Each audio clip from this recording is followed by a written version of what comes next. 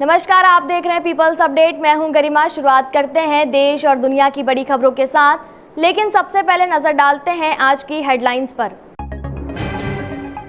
Missile drone से steel plant पर हमला, लक्ष्मी मित्तल की कंपनी को बड़ा नुकसान। ईरान के मुद्दे पर साउथ कोरिया से नाराज ट्रंप, अमेरिका ने सैन्य अभ्यास किया कम। नितिन नवीन ने घोषित की नई टीम, स्मृति ईरानी बनी राष्ट्रीय महामंत्री, वसुंधरा राजे को मिली अहम जिम्मेदारी। शहजाद पूनावाला ने छोड़ी बीजेपी, बड़े नेताओं का धन्यवाद कर पार्टी से तोड़ा नाता। लखीसराय के अशोक धाम मंदिर में मची भगदड़, कई श्रद्धालुओं की मौत। रूस ने यूक्रेन के क्रीवी रीह में एक बड़े स्टील प्लांट पर मिसाइल और ड्रोन से हमला किया। ये प्लांट भारतीय कारोबारी लक्ष्मी मित्तल की कंपनी आर्सलेरल मित्तल का है। हमले में प्लांट के 2 कर्मचारियों की मौत हो गई, जबकि 14 लोग घायल बताए जा रहे हैं। हमले से प्लांट की बिजली व्यवस्था और स्टील बनाने वाली भट्टी को नुकसान पहुंचा है। इसके कारण प्लांट में कुछ समय के लिए उत्पादन रोकना पड़ा। क्रीवी रीह में यूक्रेन के राष्ट्रपति व्लादिमीर ज़ेलेंस्की का गृह नगर भी है। इस शहर पर पहले भी रूस कई बार हमला कर चुका है। ताज़े हमले के बाद प्लांट में कामकाज प्रभावित हुआ और वहां की सुरक्षा बढ़ा दी गई। अमेरिकी राष्ट्रपति डोनाल्ड ट्रंप ने साउथ कोरिया के साथ होने वाले सैन्य अभ्यास को कम करने का फैसला किया। ट्रंप ने कहा कि उन्होंने साउथ कोरिया से ईरान के खिलाफ अमेरिकी अभियान में साथ देने को कहा था, लेकिन साउथ कोरिया ने मना कर दिया। ट्रंप के मुताबिक साउथ कोरिया ने कहा नहीं धन्यवाद। इसके बाद उन्होंने अमेरिका के रक्षा विभाग को सैन्य अभ्यास का दायरा कम करने का निर्देश दिया। ट्रंप ने कहा इन सैन्य अभ्यासों पर अमेरिका काफी पैसा खर्च करता है।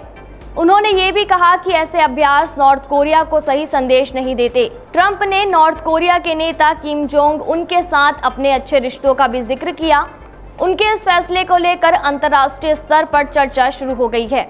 बीजेपी के राष्ट्रीय अध्यक्ष नितिन नवीन ने पार्टी की नई राष्ट्रीय टीम का ऐलान कर दिया है। नई टीम में कई बड़े नेताओं को अहम जिम्मेदारी दी गई। पूर्व केंद्रीय मंत्री स्मृति ईरानी को राष्ट्रीय महामंत्री बनाया गया। राजस्थान की पूर्व मुख्यमंत्री वसुंधरा राजे को राष्ट्रीय उपाध्यक्ष बनाया गया।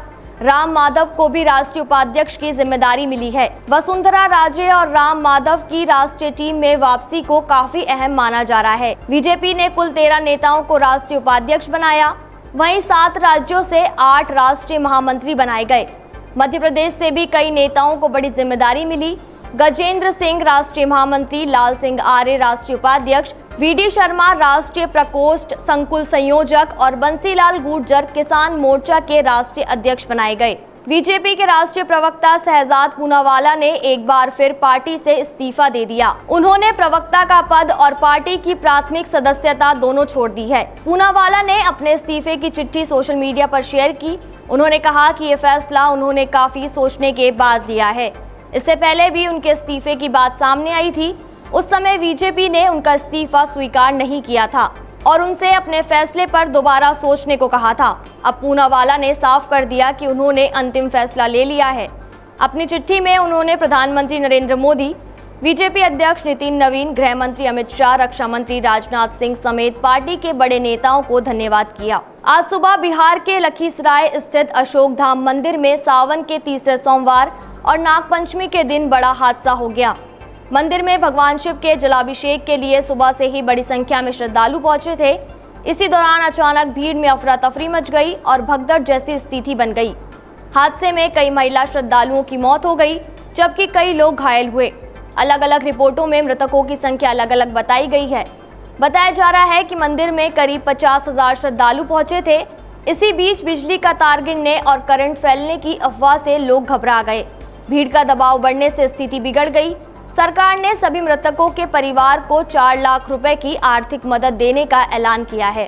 सावन के तीसरे सोमवार और नागपंचमी के मौके पर उज्जैन में बड़ी संख्या में श्रद्धालु पहुंचे। लोग भगवान महाकाल और नागचंद्रेश्वर के दर्शन करने के लिए मंदिर पहुंचे थे।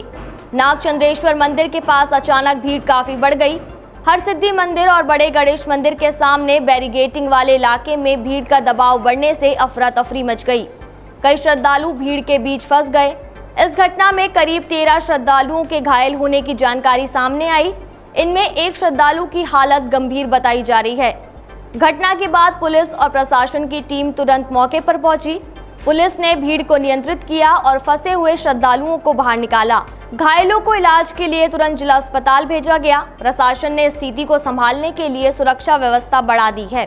फिलहाल इस बुलेटिन में इतना ही। देश और दुनिया की तमाम बड़ी खबरों के लिए देखते रहिए पीपल्स अपडेट।